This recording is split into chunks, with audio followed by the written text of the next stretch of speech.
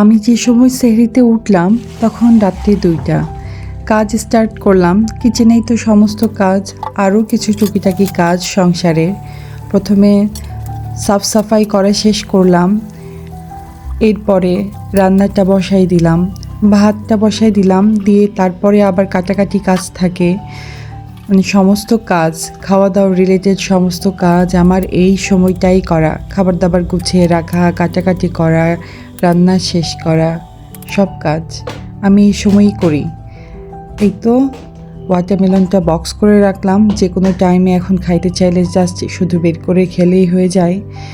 এরপরে আজকে ঠিক করেছি মাছ রান্না করব বেগুন দিয়ে, বেগুন আলুর ঝোল। আর এই বেগুনটা ইনসার বাবার অফিস থেকে পাঠাইছে আর কি। মাশাআল্লাহ, ওনাদের ক্ষেতের বেগুন। অফিস থেকে বলতে ওনাদের অফিসে গেটম্যান আমাদেরকে বেশ সমাদর করে। চট্টগ্রামে এসে একটা মানুষ আমাদের বেশ খোঁজ খবরও রাখে।